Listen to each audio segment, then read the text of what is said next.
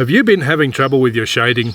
Does your hatching look more like chicken scratching? If your drawings aren't working out the way you'd like, don't worry, because I can help. Hello, I'm Justin, and in this video I'm going to share with you some information that's really going to help you get your shading under control. I'm going to give you some tips, and then I'm going to give you some things that you can actually start practicing right now to get better. Just before I do, there's something I would like to ask. If you know someone who's trying to learn to draw, share this video with them so that I can help them get better at drawing just like I'm going to help you. Hit the thumbs up if you like that idea. There are many things that can go wrong when you're trying to do shading.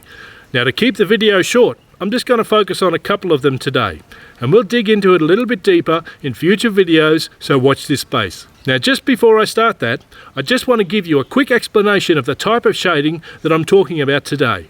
To keep things simple, in today's video I'm just going to talk about hatching. But what is hatching? Am I talking about chickens again? No, don't you worry. Hatching is a type of shading where you draw a series of lines next to each other.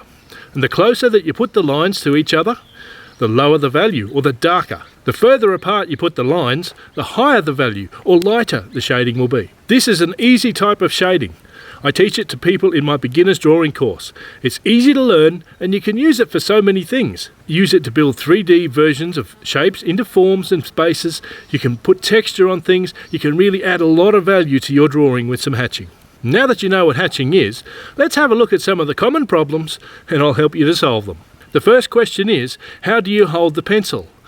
Different types of grip on the pencil are going to give you really different results in your shading. For instance, if you hold the pencil as though you're going to sit down and write a letter, you can see in this example that it gives me the best control over each individual line, but I have a really short range of motion and I can't really work in a free-flowing method. This grip is good for fine detail, but it's no good if I want to cover a large area quickly or if I want to shade with some energy and passion. Now watch this. If I change the grip a little bit and I hold the pencil a little bit more loosely and I hold the pencil in more of an overhand grip and I just lightly hold the pencil, now that gives me more freedom. I can draw lines all over the place. I can use my arm, I can use my shoulder even. I can draw long lines and I can really get some things working. This is great if I want to cover large areas or if I just want to cut loose and really have some fun.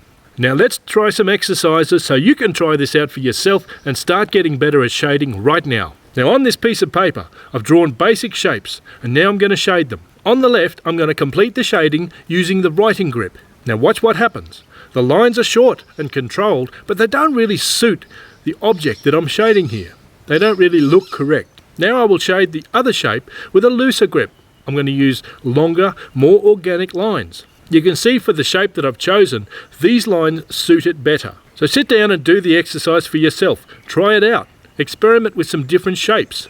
You'll find that different types of lines are going to work in different situations. So think about the type of shape you're trying to shade and choose a line that suits that. Now let's do another exercise. Try this out as well. On the left, I've drawn another simple shape, and now I'm going to shade it using a very upright pencil.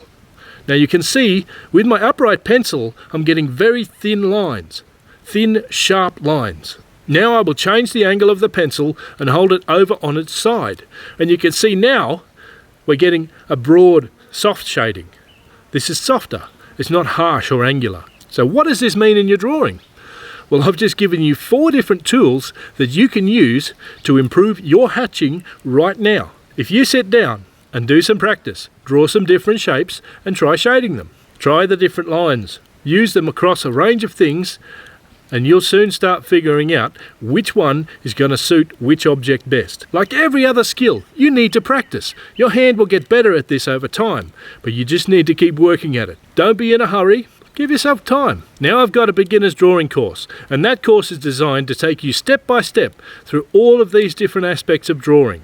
You'll learn about lines and shapes and shading and values and forms and space and all of it. I'm going to teach you all of it there, and we'll do it step by step in easy lessons, and you get heaps and heaps of chances to practice everything so you really cement it in. Now that's my recommendation to you if you really want to learn shading well. Thanks so much for watching this video. I really appreciate your time. Hit the like button if you enjoyed it. Thank you and bye-bye.